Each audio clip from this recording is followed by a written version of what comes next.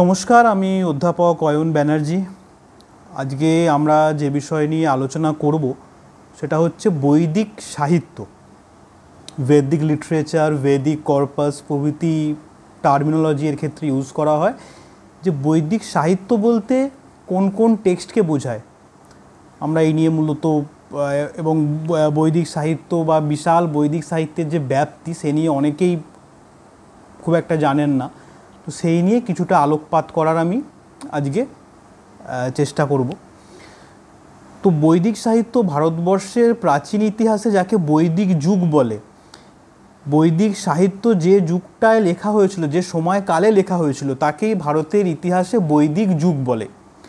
বৈদিক সাহিত্য কখন লেখা হয়েছে, কোন সময় লেখা হয়েছে সে নিয়ে প্রচুর ডিবেটস রয়েছে, হয়তো অন্য কোনো সময় সেটা নিয়ে কোনো ভিডিও করতে পারি। তবে মোটামুটিভাবে যেটা বর্তমান ঐতিহাসিকেরা অনেকেই মনে করেন যে বৈদিক যুগ হচ্ছে 1500 খ্রিস্টপূর্বাব্দ থেকে 600 খ্রিস্টপূর্বাব্দ অবধি, এবং এই 900 বছর ধরে বৈদিক সাহিত্য লিখিত হয়েছিল, বিভিন্ন বৈদিক টেক্সট রচিত হয়েছিল। তো বৈদিক সাহিত্যকে দুটো ব্রড ক্যাটাগরিতে ভাগ করা যায়। একটি হচ্ছে ঋগ্বৈদিক সাহিত্য বা আর্লি বৈদিক লিটারেচার বা ঋগ্বৈদিক লিটারেচার বলা হয়, আর একটি পরবর্তী বৈদিক সাহিত্য। তো আদি বৈদিক সাহিত্য এবং পরবর্তী বৈদিক সাহিত্য, বৈদিক সাহিত্যকে এই দুটো ভাগে ভাগ করা যায়। আদি বৈদিক সাহিত্য বলতে মূলত বোঝানো হয় ঋগ্বৈদিক সংহিতাকে, আর পরবর্তী বৈদিক সাহিত্য বলতে বোঝানো হয় সামবেদ, যজুর্বেদ, অথর্ববেদ এবং বিভিন্ন বেদের ব্রাহ্মণ, আরণ্যক ও উপনিষদকে। আমরা জানি যে 4টি বেদ রয়েছে, ঋগ, সাম, যজু আর অথর্ব, এবং প্রত্যেকটি বেদ আবার 4টি ভাগে বিভক্ত: সংহিতা, ব্রাহ্মণ, আরণ্যক এবং উপনিষদ। এবার দেখি বেদের বিষয়বস্তু সম্পর্কে সংক্ষেপে আলোচনা করি। প্রাচীনতম বেদ হচ্ছে ঋগ্বেদ, ঋগ্বৈদিক সংহিতা, যাকে অনেকেই মনে করেন পৃথিবীর প্রাচীনতম গ্রন্থ। তো এই ঋগ্বৈদিক সংহিতায় 10টি অধ্যায় রয়েছে, যাকে মণ্ডল বলা হয়। 10টি মণ্ডলে এই সমগ্র ঋগ্বৈদিক সংহিতা বিভক্ত, এবং এখানে 1027টি, মতান্তরে 1028টি সূক্ত রয়েছে, যাকে হিমস বলা হয়ে থাকে। এই যে 1027টি সূক্ত, সেগুলি বিভিন্ন ঋগ দিয়ে রচিত, সেই জন্যই এই সংহিতার নাম ঋগ বৈদিক সংহিতা। পরবর্তী বৈদিক সংহিতা হচ্ছে সামবেদ। সামবেদ মূলত ঋগ্বেদ থেকেই সূক্তগুলোকে সংগ্রহ করেছে, কিন্তু এখানে ছন্দের সাহায্যে দেয়া রয়েছে। তাই সামবেদকে অনেকে মনে করেন ভারতবর্ষের ইতিহাসে মিউজিকের ওপর, গানের ওপর প্রাচীনতম গ্রন্থ, এবং ভারতবর্ষের যে আদি বিভিন্ন প্রাচীন মিউজিক্যাল ঘরানা রয়েছে সেগুলি অনেক কটি সামবেদ থেকে এসেছে বলে পণ্ডিতেরা মনে করেন। এরপর তৃতীয় বেদ হচ্ছে যজুর্বেদ। যজুর্বেদ আবার 2টি ভাগে বিভক্ত: কৃষ্ণ যজুর্বেদ বা ব্ল্যাক যজুর্বেদ এবং শুক্ল যজুর্বেদ বা হোয়াইট যজুর্বেদ। যজুর্বেদ হচ্ছে আমরা কিছুটা গদ্য পাই, কিছুটা পদ্য পাই। আগের 2টি বেদ ঋগ এবং সাম দুটিই হচ্ছে সম্পূর্ণরূপে পদ্যে রচিত। প্রথম আমরা যজুর্বেদেই বৈদিক সংহিতাগুলির মধ্যে গদ্য পাচ্ছি, তাই যজুর্বেদ কিছুটা গদ্যে এবং কিছুটা পদ্যে রচিত।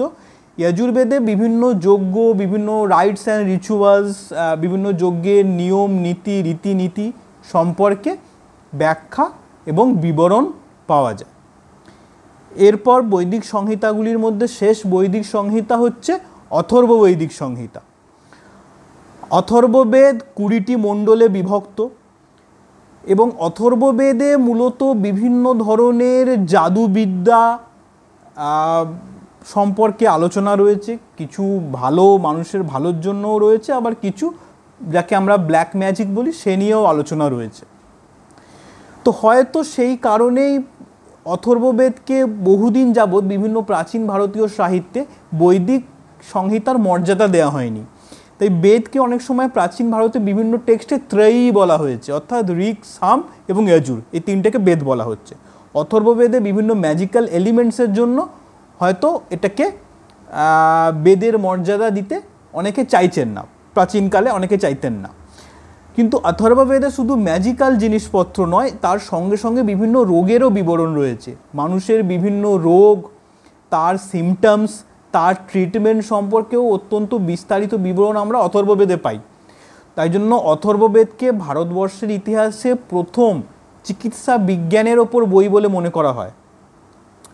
এবং চরক সংহিতা এবং সুশ্রুত সংহিতা, যে দুটি ভারতবর্ষের আয়ুর্বেদের ক্ষেত্রে প্রাচীনতম দুটি গ্রন্থ, সেই চরক এবং সুশ্রুত দুজনই কিন্তু বলছেন যে আয়ুর্বেদ নিয়ে যারা পড়াশোনা করে তাদের যদি কেউ প্রশ্ন করে যে আপনারা কোন বেদ থেকে এসছেন বা কোন বেদ থেকে আপনাদের উৎস, তাহলে আপনারা উত্তর দেবেন যে অথর্ববেদ হচ্ছে আমাদের উৎস।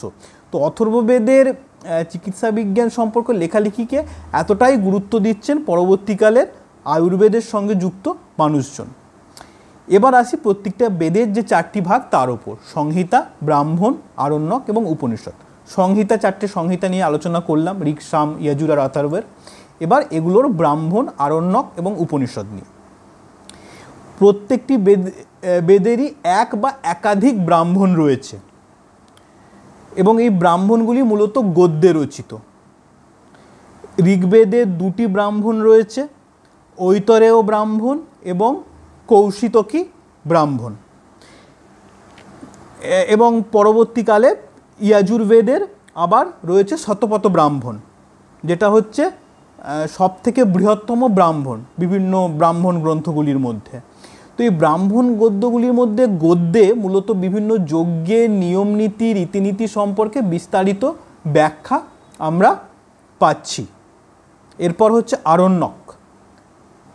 আরণ্যক যে বিভিন্ন বেদের রয়েছে, এই আরণ্যকগুলো মূলত নাম থেকেই বুঝতে পারছেন, মনে করা হয় যে অরণ্যে বসবাসকারী সাধু ঋষিরা মূলত এগুলি রচনা করতেন। এখানে আমরা কিছু কিছু দার্শনিক চিন্তাভাবনার ঝলক দেখতে পাই। উপনিষদের পূর্ববর্তী গ্রন্থ হচ্ছে এই আরণ্যক। এবার প্রত্যেক বেদেরই শেষ ভাগ হচ্ছে উপনিষদ। এই জন্য উপনিষদকে বেদান্তও বলা হয়ে থাকে, বেদ যুক্ত অন্ত, বেদের শেষ ভাগ, তাই উপনিষদকে বেদান্ত এবং উপনিষদগুলিকে বৈদান্তিক সাহিত্য বলা হয়ে থাকে। উপনিষদগুলিতে আমরা প্রাচীন ভারতীয় দার্শনিক চিন্তাভাবনা খুঁজে পাই। বিভিন্ন দার্শনিক চিন্তাভাবনা নিয়ে আলাপ আলোচনা এই উপনিষদগুলিতে রয়েছে। এটা গেল বিপুল বৈদিক সাহিত্য নিয়ে আলোচনা, এবং তার সঙ্গে সঙ্গে বেদের আরও বৈদিক সাহিত্যের আরও কিছু পাঠ রয়েছে, যেটাকে বেদাঙ্গ বলা হয়, সূত্র সাহিত্যও বলা হয়ে থাকে। তো এই সূত্র সাহিত্য 6টি: শিক্ষা, কল্প, নিরুক্ত, ব্যাকরণ, জ্যোতিষ এবং ছন্দ, এগুলিকে সূত্র সাহিত্য বলা হয়ে থাকে। এগুলিও বিপুল বৈদিক সাহিত্যের একটি অংশ। এবং 6টি দর্শন রয়েছে: সাংখ্য, যোগ, ন্যায়, বৈশেষিক, পূর্বমীমাংসা এবং উত্তর মীমাংসা। এই 6টি দর্শনকেও বেদাঙ্গ বা বেদের অঙ্গ বলে বলা হয়ে থাকে। তো এই বিপুল গ্রন্থরাজি বৈদিক সাহিত্যের অন্তর্ভুক্ত এবং এতটাই সমৃদ্ধ ছিল ভারতবর্ষের প্রাচীনতম সাহিত্য বৈদিক সাহিত্য। আশা করি এটা আপনাদের অনেকেই এই ভিডিওটা থেকে নতুন কিছু জিনিস জানতে পারলেন বা সমৃদ্ধ হলেন। কেমন লাগলো সেটা আপনারা ফিডব্যাক দিয়ে জানাবেন। আপনাদের কিছুটা হলেও উপকারে লাগলেই এই ভিডিওর সার্থকতা। নমস্কার।